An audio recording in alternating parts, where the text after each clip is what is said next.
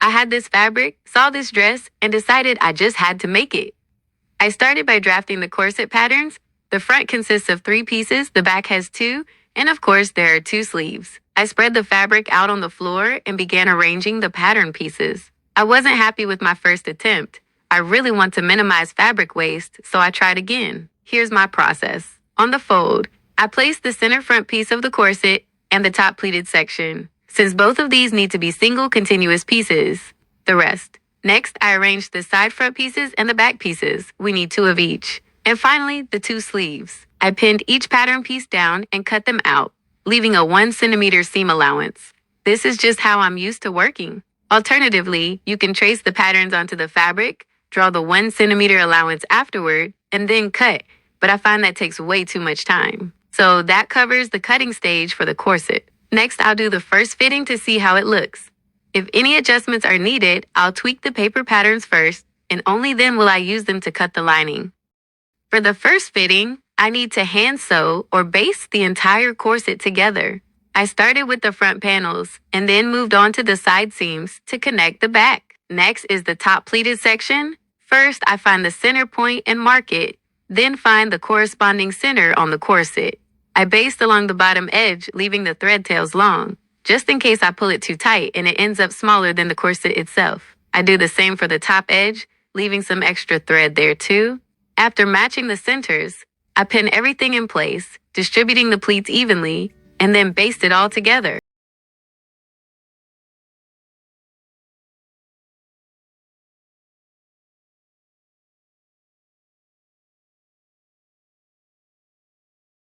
Now let's mount the sleeves. First, I sew the side seam of the sleeve, then align it with the side seam of the corset, pin it, and baste. Don't forget the zipper. We need it for the first fitting, so I'll pin and baste that in as well. The corset is now ready for the fitting. Let's see how it turned out. The verdict: the back looks great, and the front isn't bad either, but I've decided to shorten it by 2 centimeters at the sides. I'm not really feeling the sleeves. They keep falling off my shoulders. I think I'll go with the puffier sleeve design instead. I also need a strap to hold the sleeve in place on the shoulder. The strap will be 25 centimeters long. Also, I'm going to reduce the pleated section slightly so it has fewer gathers. There aren't many changes to make, so I'll update my paper patterns first. Once that's done, I can move on to cutting the lining. To make these adjustments, I had to unpick the entire corset. I decided to recut the armholes slightly for a better fit, and I also reduced the size of the top pleated section, updating both the paper pattern and the fabric pieces. Once all the modifications were done, I moved on to cutting the lining. Remember, you'll need the exact same number of lining pieces as you have for the main fabric.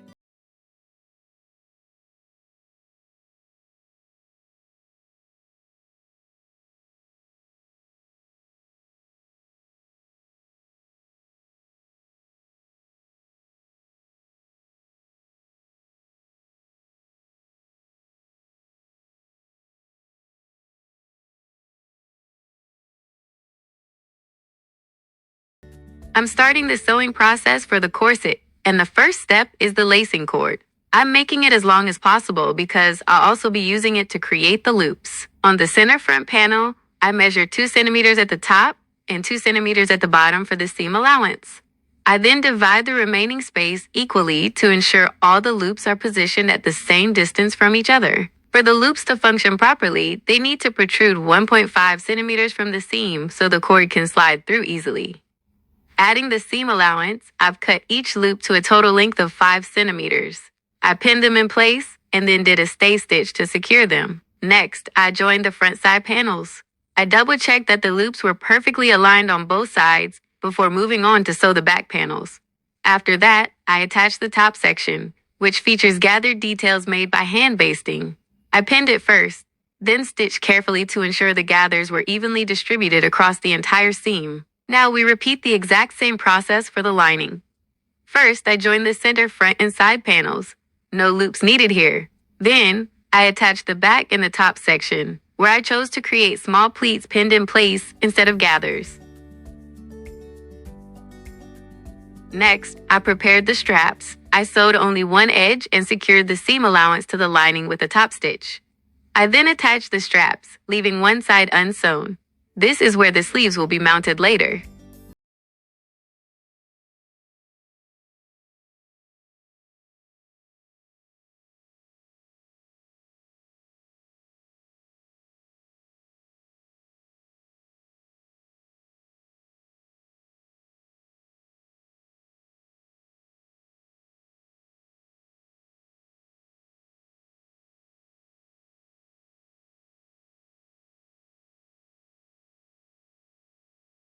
Straps were on, I joined the lining to the main fabric only along the top edge where the gathers are.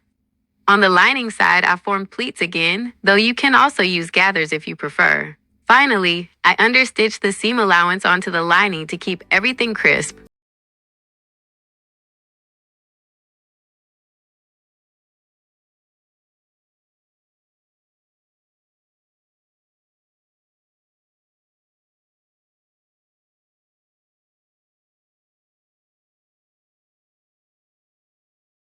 We'll start with the skirt. It's a full circle, sun cut, and I'm drafting it directly onto the fabric. To join the sides, we'll use French seams for a clean finish. Place the fabric wrong sides together and sew a 5mm seam on the right side. Trim the allowance down by 2mm, flip it inside out, right sides together, and sew another 5mm seam. This traps the raw edge inside, leaving you with a perfectly clean interior. Keep in mind that the corset bodice is longer in the front than at the sides. Measure that extra length in the front and transfer that measurement to the top of your skirt. Trim the skirt accordingly so the bodice fits perfectly. To attach the skirt, we first need to gather it. Loosen your machine's thread tension and increase the stitch length to create a basting stitch. Gently pull the bobbin thread to create even gathers. Now let's pin the skirt to the bodice. Start from the center front to maintain the corset shape and work your way toward the side. Pro tip, stitch the main skirt fabric to the bodice and its lining together, but stop 10 centimeters before the end. We'll sew those last 10 centimeters separately, main to main, lining to lining. This creates the necessary gap to install the zipper cleanly. When it's time for the zipper, pin it in place. To ensure the waistline seams align perfectly on both sides, mark the zipper tape with a chalk line and match it up as you sew the second side.